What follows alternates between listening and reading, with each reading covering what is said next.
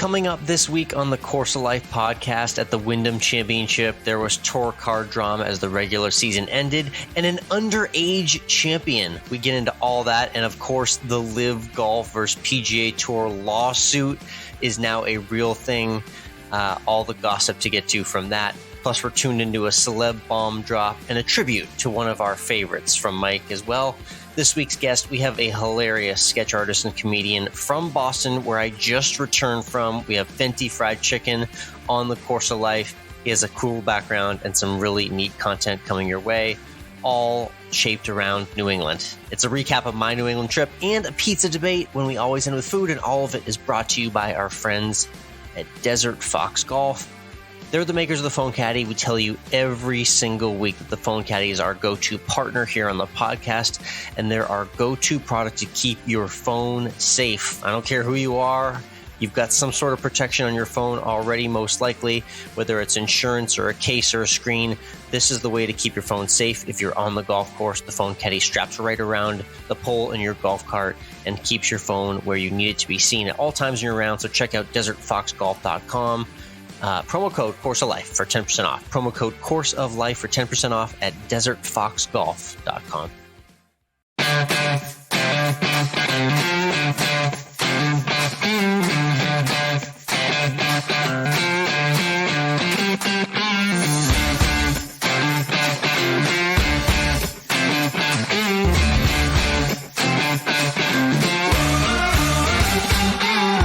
Hello, interwebs, and welcome to Course of Life, part of the Morning Read Podcast Network. We are proud to be presented by our friends at Desert Fox Golf, Swing Strong, and D3 Golf. I'm Michael, he's Alex.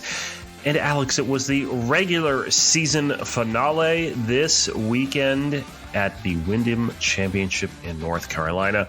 And that, of course, meant a whole lot of really depressing looking videos on Twitter of guys making bogey putts, which meant they fell out of the top 125 and weren't going to get to play, or were now not going to have a tour card for the next year. Which was just kind of, it was really kind of surprising that that's the route we seem to go with a lot of what I saw on social. But we have a new, really young guy winning on tour in Tom Kim in his his debut win in his 15th start, 20 years young. He's now younger than Jordan Spieth was when he took his first win. Yeah, so, pretty much everyone out on tour as well, too. Yeah. This is a new one. Yeah, shout out to Tom Kim, known kind of as Jung Hoo Kim for a bit. As you'd seen him recently in the Open Championship, he had a nice showing and he kind of popped on everyone's radar there. But here he is now, wanting to be known as Tom. Mike, he had the nickname Tom because he loved Thomas the Tank Engine growing up. How's that, you know? So this is Thomas the Tank Engine, could be maybe the full-time nickname for Tom Kim, I'm thinking. So it was very fascinating to see him dominate this course, which he didn't really have a lot of pregame or prep for in Sedgefield Country Club, and get that debut win at, you said it, 20 years young. Mike, he couldn't even celebrate with champagne or head to the bar after the W, but I think he'll take the first place check instead. Yeah, I think he'll take the check, and it's there's a question on whether or not is he get to play the FedEx Cup or no? I seem to remember seeing something about this. I don't know if you remember. Yeah, I don't think so because of his membership status. But regardless, he's got 3 years to be on tour. So you're going to see a lot more of him in future years. And just we've seen this swath of talent coming from South Korea and specifically Asia in recent years. Guys following in the footsteps of a Sung J.M. who's made his way out very nicely on tour. And here's another young Korean as well getting it done. So shout out to Tom Kim. I love Tom Kim. The name rolls off the tongue very nicely. So I welcome him to the winner's circle on tour. Yeah. And of course, the Wyndham Championship was also on CBS, which meant it was the last time Nick Faldo sat in the booth. And man, did he cry at the end there. I saw these clips. Yeah. I was very preoccupied with some family on Sunday, but was checking in and out of the golf mainly through Twitter. And it was absolute waterworks for Nick Faldo, a guy who is usually quite stoic, usually errs on the side of humor and lightness. There were some light moments, but most of it was anything but that. Yeah, it was really interesting, especially seeing that kind of waterworks coming from someone who is retiring. You don't typically have that kind of reaction out of someone who's retiring from doing this. Are you throwing something out in the clouds there? That something else is going on here? I don't know what's going on. I'm just saying it's very odd to see someone who's so choked up and can barely talk through the tears that are coming out about whether they are, when they have chosen to leave that field when they could have, as far as we know, stayed as long as they wanted. It did seem rather quick, rather swift. One of those kind of Jordan Bulls retirements where we all definitely thought he could have played a few more years and didn't have to step away before the whole baseball thing. It was kind of like that. It seemed a little quick in that aspect. So interesting thought. I don't know. I've heard murmurs that this was a forced retirement. I've gotten that text from a few friends of mine that watch golf as well too. So I don't know. Maybe we're only getting 80-85% of the story, but regardless, the emotion was there. You could tell he definitely formed some true friends, obviously with Jim and everyone else in the booth there at CBS. And he was a fixture. Whether you I don't really have any super passionate feelings towards Nick Faldo as a broadcaster, but because of the fixture and the representation of his voice and what he's brought to golf in the last 15, 16 years, he's going to be missed just purely from that aspect. Yeah, I agree. And he was just kind of like that guy next to Jim Nantz to me. There's nothing particularly great about Nick Faldo on a broadcast, but he was certainly professional and did his job admirably in the booth for 16 years. So he's now going to get to enjoy the rest of his time in Montana. Yeah, on his ranch. That's where all the rich people retire, just out on the ranch, fly fishing, hikes, live the good life. It sounds nice. Yeah, it does. My aunt lives in Montana. She likes it there. So. I hear it's beautiful. I don't know if that's one of those states that it's going to take me a while to check off, but I have not gone to Montana yet.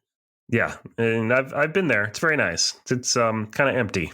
So I think that's the way Nick Faldo likes it, probably. A little peace and quiet for himself. Yeah. Speaking of peace and quiet, we did not get that in the last week when the LIV golfers, who were so upset about being told they couldn't play more golf when they said they wanted to play less golf, sued the PGA Tour so they could play more golf.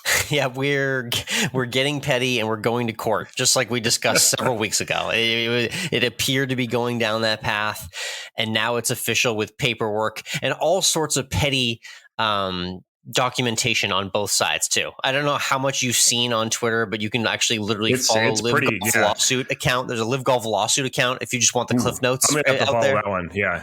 I'm gonna have to because there's a lot, but we'll give you our Cliff Notes. And essentially, what's happening is the LIV golfers are suing the PGA Tour for their right to play in the PGA Tour events in addition to LIV events. And there's a lot of technicalities and language going back and forth. Bottom line, we're gonna get real petty, just like we do in 2022 about everything when it comes to drama. Yeah, and basically what the big tidbit and the thing we kind of knew but no one seemed to be able to tell us was that Phil was suspended for 2 years back in March. So he didn't play on tour for a while because he was suspended. Yeah, and we kind of threw that thought around, like, is he silently suspended for what he says? We don't know. The tour's never going to let it come out. Eventually it leaks out. But really only because they want to throw another match on the fire. While the going is hot and this lawsuit is out there and in the public and very visible, that they just want to throw as much as they can and fill in those players' directions. All sorts of petty, he said, she said, no, he didn't, you claim, no, I didn't claim going on. You can see that for yourself on social media. But the bottom line is we're going to court. We're going to see all the players in suits, Mike. They're all going to walk to what are they going to walk into court holding hands together? The LIV players versus the PGA Tour players. There'll surely be a lot of fun content coming from this in all the weirdest ways. Yeah, it's going to be interesting. So let's go to our expert legal minds that we have between the two of us, and let's try to decide here. First, let's start with the thing that could get, which we'll find out within the next couple of days here, which is whether or not the guys who want to play in the FedEx Cup that starts this week are going to be allowed to play in the FedEx Cup or not. What do you think there? That's feeling like a no right now. I can't really tell how hold they're not really standing ground too hard on that right now. It's kind of more the overarching lawsuit as it pertains to maybe next year's schedule, since we are at kind of that point where It's the heat of the playoffs, but we're just a few weeks away from a whole new schedule being already unveiled and put together by these players. So it's in that crunch time. So I think they're looking more so at that. But yeah, I don't think we're going to be seeing these guys in the FedEx Cup playoffs this week. I don't think we are either. And I think that is going to be telling as to what the result of this lawsuit will be. Now, I know absolutely nothing about antitrust lawsuits or what that even really means. Zero. Yeah. But I will say that as a lot of the guys have said, they could go play the Asian Tour. So they could. There are other avenues for them to go play golf other than the PGA Tour. So I don't think the PGA Tour has some sort of monopoly on golf. Right. That's a good argument for them as well, too. And then really, speaking on the monopoly half, maybe on the other side of the coin, I think what the LIV Golf side and lawyers are going to try and do is say that the PGA Tour suspension and their stipulations for what they're doing, just finding other revenue streams on their own as an individual entity, is unlawful as well. So they're going to try and play that card, but that's going to get thrown in two different directions. I don't know if this is going to be a thing where you literally do actually hit court. Something tells me Jay Monahan and LIV Golf are going to have some super secret meeting and settle out of court, and they're going to unveil some sort of weirdly put together, like we're cooperating but don't like each other type of agreement. That's my next prediction down the line. I don't know. I have no idea what's going to happen. Really, we have no idea what's going to happen here. It's getting very messy indeed. The Boston gossip from my family was, I've got some family and friends that are highly considering going to that tournament in the Boston area Labor Day weekend. So maybe we'll get an on-the-ground report in a few weeks to see what it's actually like to attend a LIV event. I'd like additional confirmation that there's nobody there. And that the golf sucks. Well, it's all about how hard you see those promo codes like a week before. When you see the promo code Sergio25 to save 25% a week before the tournament, I think that's when you have a question as to how good the attendance is going to be that week. So we'll see if those drop in time. Yeah, we'll take a look indeed. Let's talk though first about the major this past weekend. It was the 2022 AIG Women's Open at Muirfield. And we have a South African as a major champion, Ashleigh Buhai, winning in a 4-hole sudden death playoff over Inji Chun. And what a great bunker shot she had there on that last playoff hole. That's the one everyone's going crazy about. Yeah. And that's the one that you and I were going crazy about, like before we hopped on here, is like, we just kept harping on the fact that the shot Ashleigh Buhai hit to win the major this past weekend, the AIG Women's Open, is one of those awkward bunker shots where not only was it that crummy, like 30-ish, 40-something yard length, but you also had to fly it like at least halfway to the hole. And you and I were just talking as amateur golfers and just thinking of all the nightmare fuel that a shot like that presents to us. And that's pretty much all I could say on that. Yeah, there's one thing about trying to do a punch-out bunker shot, whether or not you have green to work with, and just one of those things where you can take a lot of sand and you're just trying to get it out. The splash, but to do one where you gotta get it up and you gotta carry it 30, 40 yards over, maybe another bunker to get it onto the green. I don't have that shot. I don't even practice. Every millimeter anyway, but yeah, it's like that's not happening. Every millimeter contact makes a 5-yard difference on where that ball goes for that shot. I've got the bunker shot that goes 10 yards and splashes out on the green, and I've got the bunker shot where I literally just hit the ball first and it comes out screaming with a line drive that goes about 60 to 100 yards. Anything in between that, nightmare fuel. So Ashleigh Buhai executed that nightmare fuel shot to perfection. To get it done. So shout out to her for coming up big in the moment. Let's talk about the start of the FedEx Cup Playoffs. It's the WGC St Jude in Memphis. How ironic that Greg Norman's World Golf Series is part of the FedEx Cup Playoffs. I just think it's hilarious. I'm so confused by this entire tournament. It's got WGC lettering on it. I'm not sure if they want the WGC lettering on it anymore. It's the FedEx St Jude. We used to play this tournament in the summer, but now we moved it later in the summer to start the playoffs. And it used to be called a different tournament. This was the Northern Trust. I mean, I was going in circles writing my preview, which you can check out on runyourpool.com this week for who my picks are specifically. But the bottom line is, this is that tournament in Memphis at that tough golf course that you always remember that's been there for a while. So those things are still the same. Yeah.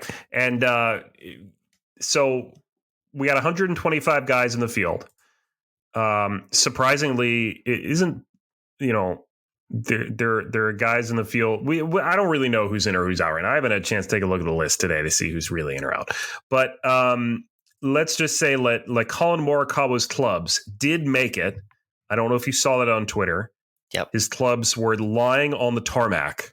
He took a picture of them from the plane of them lying on the tarmac. Unbelievable treatment. If only they knew whose clubs those were and how much money those clubs have gifted him. It did have a Ryder Cup logo on the bag, so that might have helped. Must have been a European baggage handler. It's like, screw that. It's a Team USA. So what do we think here? Do we think Colin Morikawa is gonna get a win this year, or what do we think is gonna happen in the St. Jude? I don't know. This is always such a grinder's course, TPC Southwind. It's not very long, but it presents a lot of challenges. 18's a bear of a par 4.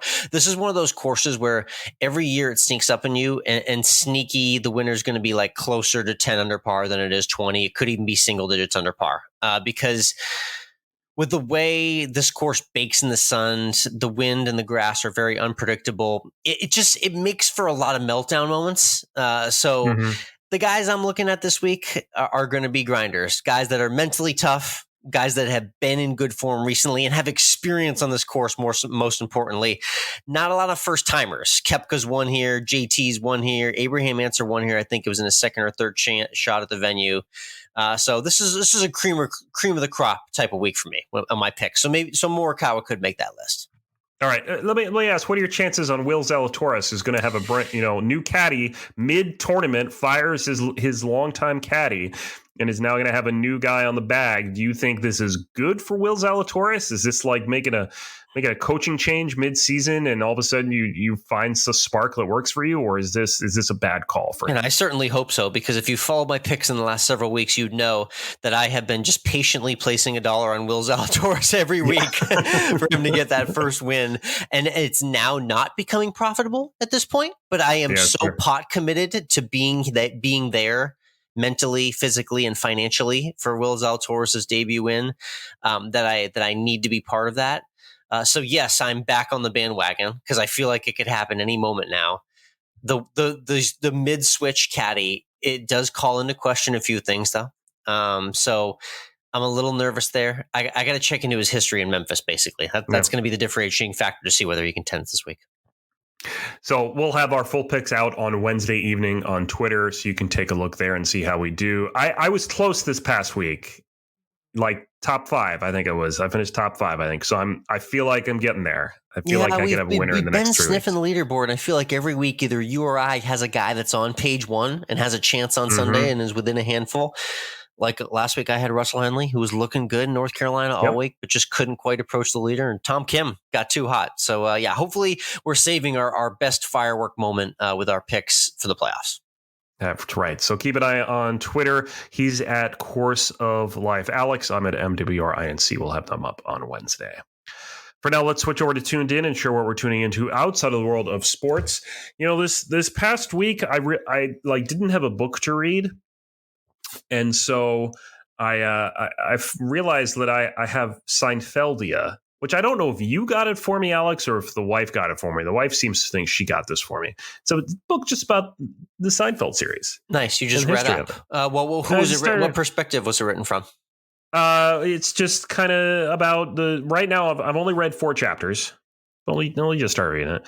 But it's so far as following Jerry and Larry David and just kind of creating the show, and how they had no idea what they were doing and the network had no idea what to do with them, and how their first season was really like 3 seasons, because the pilot, if you remember, which doesn't have pilots, there's a pilot without Elaine in it, which was a special, and then like a year later they gave it a 4-order run. And then they gave it like another 4-order run, and then they gave it a 12-order run, and then it got a second season. Fascinating stuff from the beginning. I do love the double pilots too. Every once in a while, you'll catch that alternate pilot in syndication as well, if you're lucky. It's the Seinfeld Chronicles from that original pilot, the OG pilot. Nice. Yeah. The funny Seinfeld fact I heard recently is that George, Jason Alexander originally did not realize that his character was Larry David. And then at one point in season 1 or 2 in filming, it dawned on him through conversation that he was playing basically Larry David and just started mimicking everything he did and followed him around everywhere. Yeah. I love that. Yeah. there is that he thought it was more of didn't think it was Larry David and realized it was. And there seemed to be a lot of tension between Jason Alexander and Julia Louis-Dreyfus because both of them seemed to think that they needed to have bigger roles in the show and didn't want the other one to have a bigger role in the show. So, which was really interesting to see as well between the two of them kind of playing it out. So there you go. I still got a few Seinfeld chapters to go. I'll give you an update. I'll let you know. But it's a really interesting look into one of the most iconic TV shows of all time. Did you know that the Chinese restaurant episode was almost not greenlit by NBC because they didn't understand it? Oh, wow. Yeah. I mean, it's now one of the most infamous episodes in television history. And still a common occurrence that's still kind of available. I know we all get our reservations and wait in line at restaurants on our phone, but you still got that waiting room scene if you're waiting for a table. That's going to be there forever. Love it. Seinfeld, the Seinfeld nerds out there. Appreciate it. And obviously, I was tuned into not a whole lot because I was doing some family time, but the massive celebrity news, which I know you are extremely affected by. Was so much. I know exactly what we're talking about, and let me tell you, I was heartbroken when I heard this come out. The massively important breakup between Pete Davidson and Kim Kardashian. Mike, the 9-month romance has unfortunately come to an end. I know you were completely caught off guard. You actually had to take a seat before I texted you this, and you were just so thrown off. So I've given you a few days now, and I just wanted to kind of get your initial reaction to all the proceedings. You know, it's really sad that there's no such thing as true love in Hollywood anymore. I know these Kardashians, they keep building us up and thinking they found it, and then they break our hearts, And we all thought that it was because, like Kim was drawn to Pete Davidson because of something that he was endowed with. Oh, yeah. I mean, that was probably the front running reason you'd think, outside of the fact that he's a genuinely funny guy. I'm going to be honest. I don't think he's funny. The best parts of Pete Davidson that we got during this 9-month relationship were when he hopped on Weekend Update for about 30 seconds and threw in a couple of jokes. That's what I enjoyed the most out of this relationship. But other than that, I was always a little confused by it. So can't say that I was surprised that she's on to the next one. Yeah, it's, I don't think he's funny, so I'm not surprised. The end of an era. We can just be happy we were there, but just keep in mind, let it lasted longer than Tom Brady's retirement. That's right. Yeah, love that. Good stuff. That's what we're tuned into this week. I think it's time to get into this week's guest. A little more Boston action regarding my trip. You of course had your weekend in Boston, and so and we're both from generously the Boston area. We're New Englanders. You can't. I guess you could say I'm from a distant Boston suburb. You are. Really was most of southern New Hampshire, and so we're turning into some Boston comedy and some. We got a comedian, a sketch artist, a guy on TikTok who makes a lot of really funny videos about the Boston area, and he loves fried chicken. He does, yes, because he's quite literally named Fenti Fried Chicken. That's his cool little creative nickname he created for his brand and account. But Joe is a Boston guy through and through. He gets into his background, how he created the account. His skits are absolutely hilarious. I do appreciate, Mike, we're in that generation where we're a little stubborn on TikTok. So I appreciate it when the TikTok content creators put their stuff on Instagram for us. And that's exactly how we found this week's guest. Yep. So we'll have this conversation with Fenti Fried Chicken. His real name is Joe, by the way, but Fenti Fried Chicken in just a moment. But first, let's talk about the official on-course betting app of Course of Life, and that is D3 $. Yes. It is the easiest way for you to talk smack about someone, no matter where they are, and then settle it on your course, and they settle it on their course, and you can play at different times on different days, and then ultimately someone will be claiming the winning money from dollar to dollar. Absolutely. That's the beauty of it. It's a quick, easy way to interactively play with anyone locally or remote. I'll be doing a couple of challenges this month. So if you're on the app or you have not yet gotten it, be sure to download the D3 Golf app. You can challenge me for my upcoming rounds this month. You and I are going to have a fun challenge of our own later this month. And I think we're working on a couple of celebrity challenges potentially. We may have some friends of the show joining for some head-to-head matches, which you can be a part of as well. So if you want to put your money where your mouth is, test your golf game, head-to-head, courses are compared, handicaps are evened out, strokes are given out accordingly. D3 Golf does it all for you. We just go out and have a good time and wager on D3 Golf, the only way to bet on the course.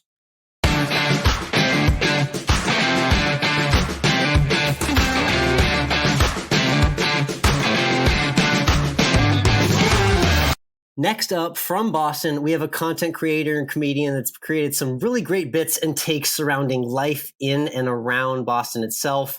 It's Joe from Fenti Fried Chicken joining the course of life. Joe, how are we doing today? My man, thank you so much for having me today. It's a pleasure. We're doing great. How are you? Very good. This is one of those moments where I saw a clip go by on Instagram. You spoke to me very truthfully. So we'll get to that in a bit because your content's super relatable for anyone who's spent any time in Boston. We got to get to the name first, though, because I can't figure this out for the life of me. Tell me about Fenti Fried Chicken, how the name and the account came to be. Yeah, so originally Fenti Fried Chicken was actually a meme page. In December of 2020, when the world was still all shut down and there was nothing to do, I was looking for a comedic outlet, so I tried to make a meme page, and Rainn Wilson's Soul Pancake really just stuck in my head, so I wanted something food related that just was like nonsense. So I started with the name Kentucky Fried Chicken just because fried chicken's my favorite food. Okay. Yep. Play on the words of like Kentucky Fried Chicken, and it just wasn't as sticky, wasn't as catchy as I thought it was. So I texted my friend like, hey, here's what I'm doing. Here's my name. What do you got? He said, shorten it to Fenti. So that was where the name came from. And then as I started to supplement my memes with my video content, the video content was just more fun to do. It was getting more traction anyway. So then I completely pivoted from the meme page to what my Instagram and TikTok is now. And I just liked the name, so I didn't want to get rid of it.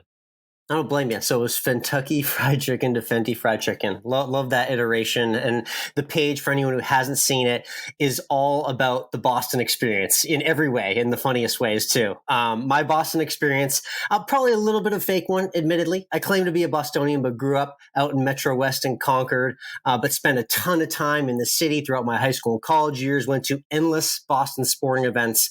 What was your Boston experience like? From what it sounded like before we hopped on, you've had the city pretty much in your life the entire way. Yeah, basically. So I was born in Medford and lived there for a few years. Then I moved over to Winchester. Then for college, I went to Boston College, and now I live in South Boston. So really my life's been a nice 15-mile radius, and in just, living in the suburbs to going to a school outside of Boston to actually like living in Boston now. I feel like I've got the whole Boston picture. And it's been great. I mean, I do love it here. I have no plans of moving anywhere anytime soon. It's just Boston kind of has everything you need, whether it's a really compact city or nice pretty suburbs or even like beaches. We kind of have everything. You do. Yeah, it's a great city indeed. A lot of versatility. I'm curious. So Boston content wise, is there ever a world where you see yourself highlighting any other part of the world, or will Boston content basically fill your content calendar as you see it? So right now my content, I divide up into 3 sections. There's like the finance jokes. There are the Boston joke, like working corporate America in finance. The Boston jokes, and then just like skits and sketches that don't really fit either of those 2 things.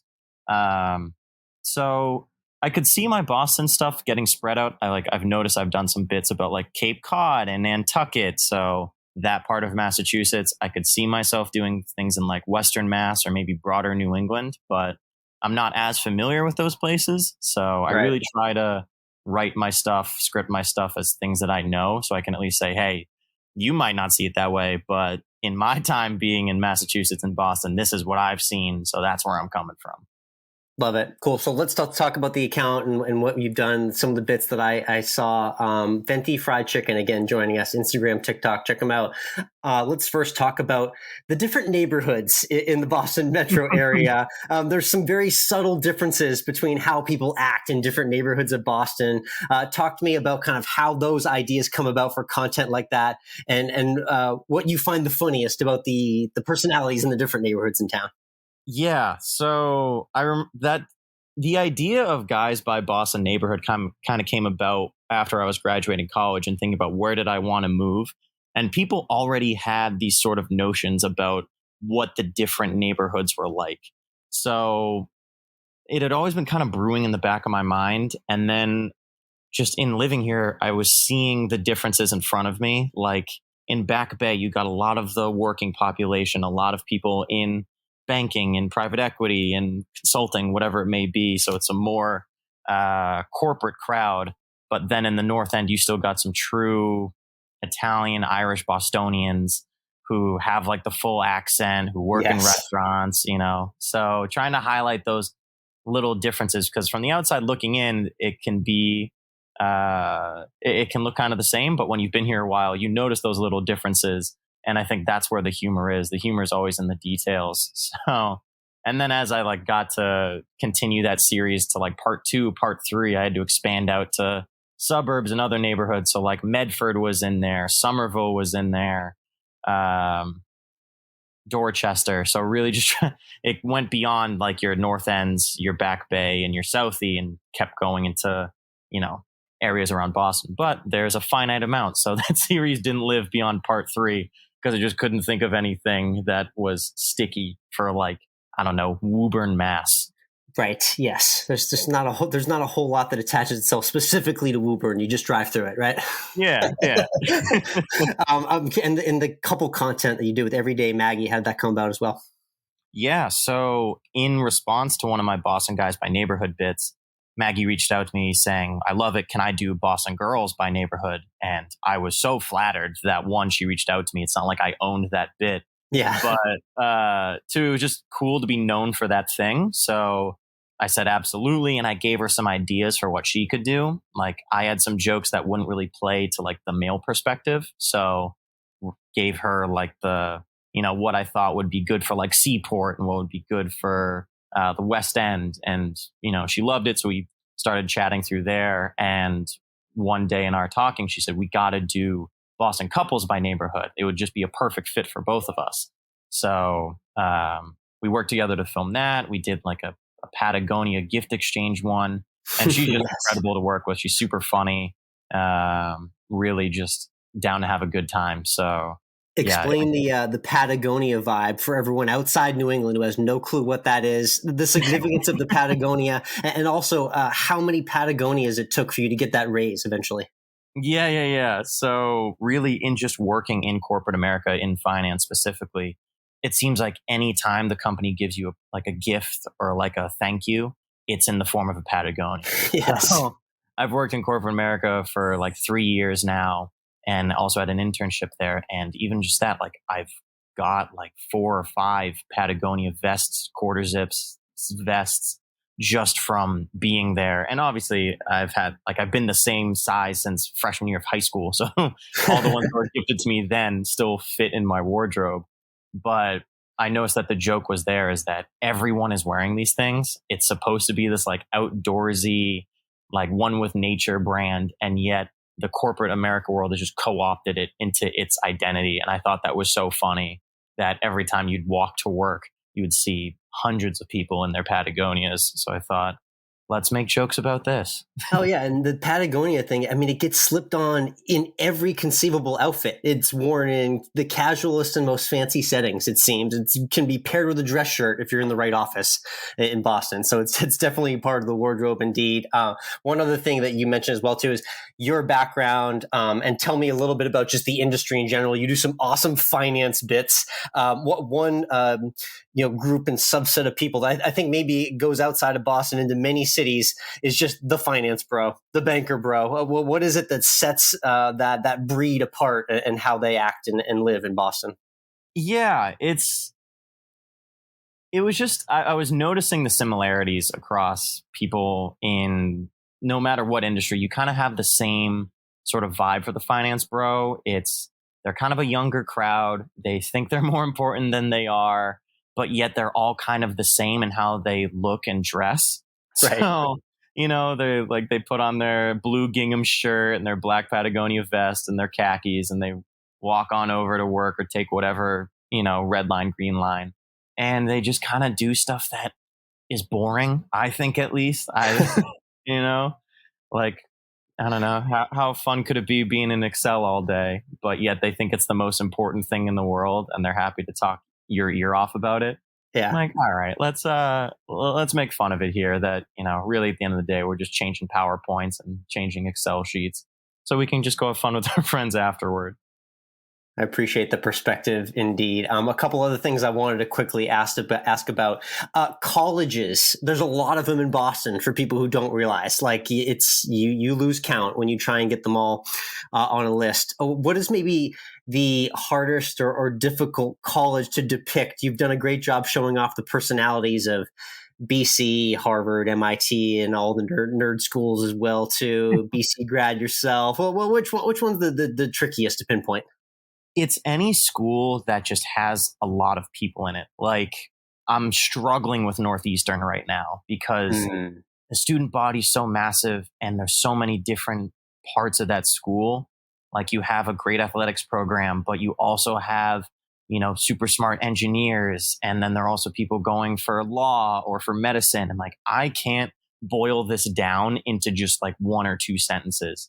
Yet it felt like everyone who was going to BC wanted to talk about their time at BC, talk about, oh yeah, no, we went to school in Boston. It was only a mile and a half from any green line, and then you had to take it an hour in. But yeah, no, we went to school in Boston. They love telling you it's within the city. Yeah. Yeah, they love to, I mean, me as well, but we love to say go Eagles. But anytime where there's not like a clear cut identity for most of the students, it's hard to joke about. So Northeastern's been giving me some trouble. And ones where I obviously didn't have a lot of, so I grew up around here and a lot of friends stayed at colleges in the area, and ones where I didn't have any personal interaction makes it harder for me to come up with stuff. Like, it seems that the friends that I had go to these schools really were emblematic of what the school was. So right. Yeah. Easy. I did one for BU and a couple of my friends are studying medicine there. So I thought that was the joke. They're super busy. They're working their butt off at medicine or at medical school. And that was the whole bit. Yeah, and sometimes the best content is just what actually generally comes from your life, and it's very relatable, and that's how it shows. So I appreciate that angle. And then the one other thing I wanted to touch on is some interesting content that you do that kind of makes me as a viewer take a little bit of a step back and do a little thinking, because you put some seriousness behind kind of what's going on in the world with also a little bit of levity as well. I'm talking about the clip that really hit home for me and it really had you on my map was when, unfortunately, we had crazy news surrounding everything going on in the world, which we don't need to get into, but you also joked about the Celtics drafting someone on the exact same day. And that hit really close to home to me as a diehard Celtics fan. But I wanted to get your perspective on what's that like when you're doing content, kind of towing the line between the seriousness of everything going on in the world while also trying to work the comedy in too. Yeah, that's a good question. I feel like with comedy and especially, sensitive subjects like everything that's been going on, you have to find the area where you're not making one person or one group the receiving end of the joke. Yeah. So in that skit, it was just noticing I was on Instagram and there'd be one deeply profound, morose response, just, really tugged at the heartstrings. And then you go to the next story and it would just be some guy reposting a Almost Friday beers meme or their Celtics draft pick. I'm like, it is crazy that the response from apathy to total heartbreak can be seen because it's just social media. People are going to do what they want to do with it. Some don't think, advocacy is the right route for social media. Some think it's, a great platform to use. And I just saw the stark contrast as the joke there. And I didn't want to opine on anything, But I just wanted to point out, I think it's crazy that you can go from one heartfelt sobbing story to just total apathy or unawareness. Yeah, So the duality on the feed, as you kind of explained it, it's like from one post to the next, somber. Yes, we did draft J.D. Davidson from Alabama. I mean, I'm looking forward to that. Yes, I am. But there's also a million other things going in the world that have priority too. I'm glad you illuminated that. Yeah, and any time that I'm talking about something serious, I try to make it not about that, but about, what else is happening around the situation. Like I even posted a video today where it's just my coming up or reading real news headlines, but interspersed between those like news clips is me just at my desk job trying to say like, hey guys, remember to submit your timesheets. And then the next thing is about, gun violence. So how we've sort of become desensitized to these atrocious news stories. And yet we're just continuing about our little silly desk jobs. And I feel like other people have noticed this too. I saw that from Matt Bluefield, I think his name is. And that whole sentiment stuck with me. So we're kind of living in that simulation as we talk right now, because I just went from some cheery work phone calls at my day job to an interview with you about comedy, and then we go back to the world after this. So that's just the way it is. But again, it's Fenti Fried Chicken. Joe joining us here, FENTI Fried Chicken on Instagram, TikTok. Check them out. Let's get to some quick shot questions before we wrap up here. First, easy one. One of four, really. Winter, spring, summer, fall. What's your favorite season in Boston and why? Favorite season is definitely fall. There's always tailgates going on. It seems like everyone's back from being on vacation. They're back in the city looking to have fun before it just gets dreary and cold and miserable outside. It just seems like there's a lot of energy, and especially in New England. Just as a whole, you got a lot of seasonal activities in the fall, whether it's going apple picking and watching the trees change color. There's a lot of life in Boston around fall. So I'd say that's my favorite. Yeah, you do a lot of good Gillette Stadium content. So hopefully we can see more this season, maybe a little apple picking bit as well, too, in the cards in the next month or two. Hey, could be. We'll see what strikes. Yeah, that's a great season. I love it in Texas because I can golf year round. But I would say that September, October crunch time and fall is when Boston definitely shows off. It's a beautiful place to be. Next question, Pat's prediction. We're right on the precipice of the season right now. 10-7 last year in a very quick exit, which you profiled well in your content, making up all the excuses available after that blowout loss to the Bills in the playoffs. What do you see happening this season? I don't want to talk about it. So prediction, I would say, I got to give it up to the Bills. I was looking at the Super Bowl betting odds predictions, and they're at the number 1 seed. Yeah. So I don't think we're going to take our division, but I do think we'll squeak out another 10-win season, sneak into the playoffs, and hopefully do what we can. Little Mac magic, who knows? But I'm cautiously optimistic about the season. I think we'll get, a solid rotation around us. Hopefully more wins than losses, but I think this is a big year for Mac, and hopefully he takes that sophomore jump that we're all really anticipating. But again, you never really know until you see the season. Yeah, I think that's fair. 10 wins, maybe same as last year, and hopefully a bit of a deeper run in the postseason. Let's go. Here's an easy one: Dunks or Starbucks? And I'm hoping it's Dunks. What's your order? It's absolutely Dunks. In terms of, you got to go by the food, I think is the best way to look at it. I don't think a Starbucks meal has ever filled me up or left me being like, I want that again. So it's got to be Dunkin'. Their hash browns are delicious. I know all my New York friends would look at me the wrong way if I say Dunkin' has great bagels, but they do. They're tasty. Deal with it. It's got to be Dunks. Love it. And then real quick before we get to our last meal question, Boston brands or brands in general, if they want to use Fenti Fried Chicken and your humor and wit that you bring to your content for their own benefit as well, how does that work? I've seen you kind of work really in really neat ways with some different brands, and was just curious how people could reach out to you. Yeah, so it depends. There's been brands where I've just made skits about their stuff because I interact with it as being someone in Boston, or just something that I like.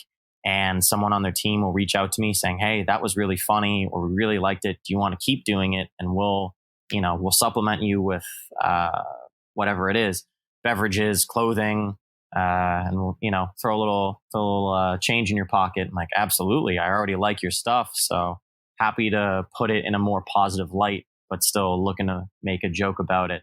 So really, I see what comes my way. And I think if it would be a good fit for me, for them, and that I can still make funny stuff about it, I'm absolutely on board. And obviously love to give, shout outs and support to any Boston brand. Like this company, Viva Seltzer, sent me like a 12 pack of some of their stuff. It was delicious. And they just wanted me to enjoy it. So in any way that I could, I tried to just be holding their cans in a bit where it made sense, or just have it on screen in the background of like my apartment. Yeah, I like the subtlety to that. That's nice. Yeah, because it is true. Like, I do like their stuff. I now buy it and it's in my apartment. But, when I'm framing a shot, I think, all right, what can be in the background here? What would be in a Boston apartment? Because people love the details. People love seeing little Easter eggs in the background. And that's what I try to do. Yes, yeah. The content is very detailed and innovative. Again, check out Fenti Fried Chicken. Let's get to the last meal question here on the Course of Life. Maybe it's dinner and drinks at your absolute favorite spot in town, or maybe it's just your absolute favorite meal from mom or anyone in the family. But what's like your one last meal that you would have if you could have one meal right now?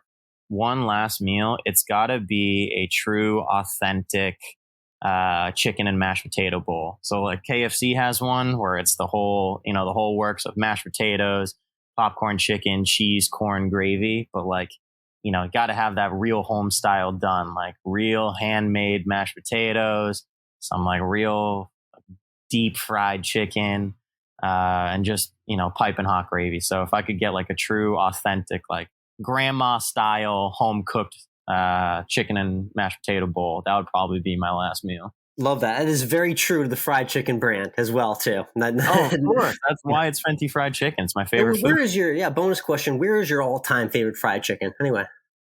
Favorite all-time fried chicken? It's tough.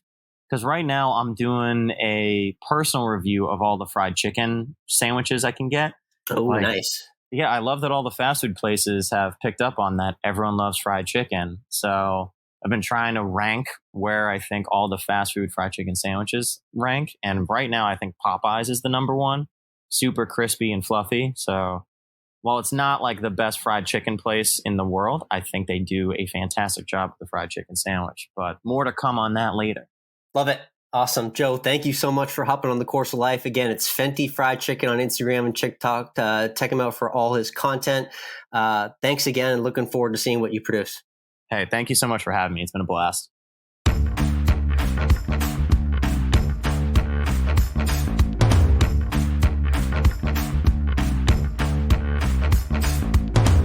And we're back. Great chat there with Joe, Fenti Fried Chicken.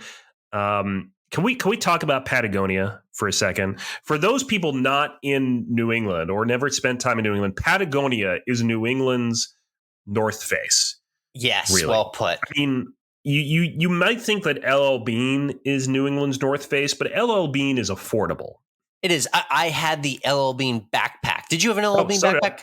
I still have an LL Bean backpack. It's like saying I ate chocolate ice cream as a kid. Everyone had that. Yeah. Everyone had a Patagonia. I will say, did you?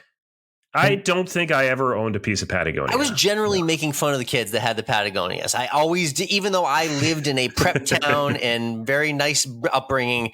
I was not quite at the level that I was rocking Patagonias with button downs on top. Yeah, I could not go. You grew up in a wealthy Boston suburb, a nice utopia, if you will, which I just visited and had an extraordinary time in too. Yes.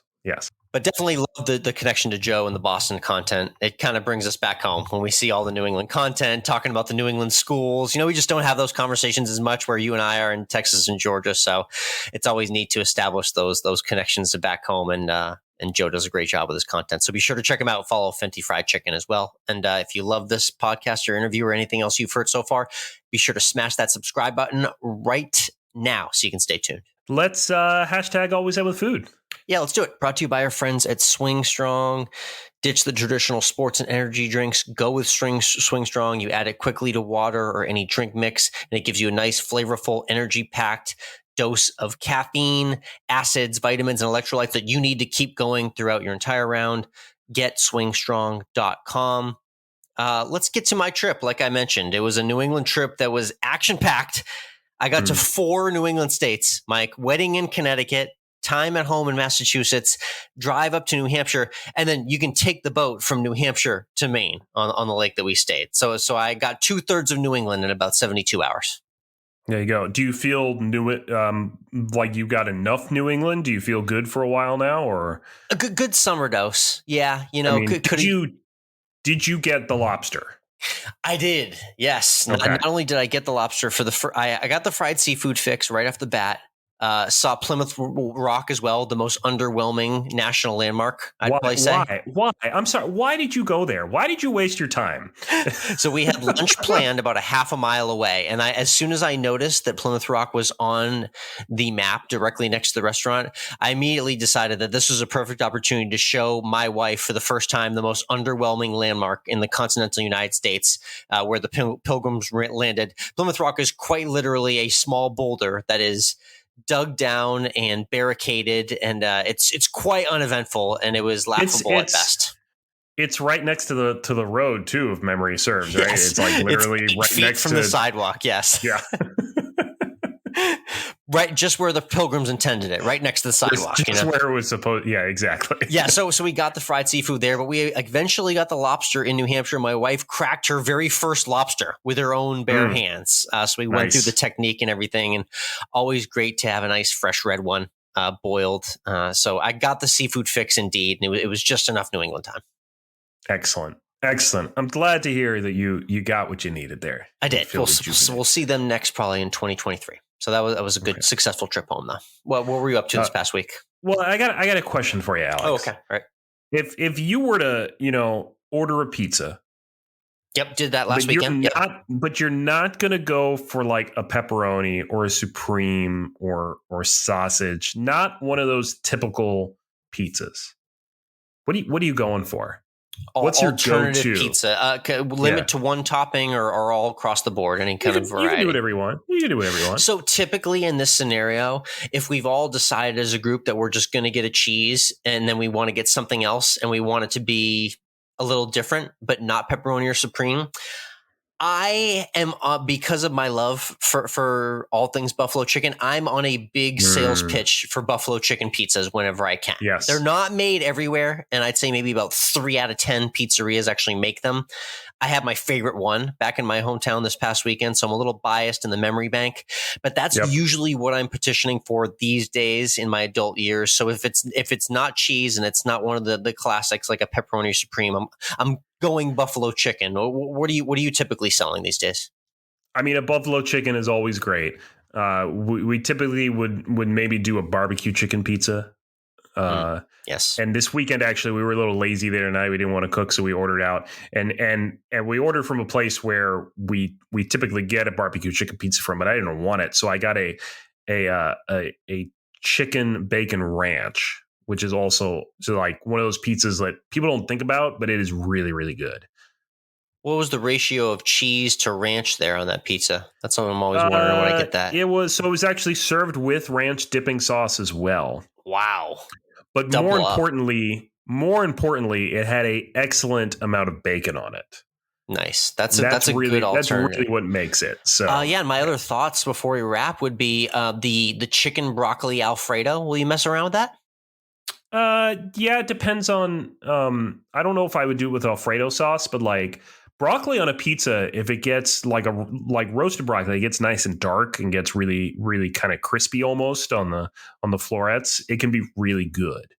So broccoli in general, I think broccoli everyone thinks of broccoli and they think of it being like floppy and steamed and just no good and smelly. You got to roast your broccoli. That's how it gets crispy, gets a little crunchy. Gets tasty that way. Oh, yeah. Parmesan, olive oil, salt, pepper. It's game over. Love it. It's a great, very underrated topping. And then last but not least, because the internet needs to know, do you approve of the Hawaiian pizza, ham and pineapple? Do not put pineapple on my pizza. I will get up and walk away. I'm okay with it, but I would just never order it on my own. So I'm sticking with the buff chick for your answers, the long and short of it. There you go. I'm good with that. That was a wrap on the pizza talk and everything I did past weekend. Cheers to everyone who tuned in, and be sure to hit that subscribe button right now. We thank you for tuning in, and we'll see you next week on The Course of Life.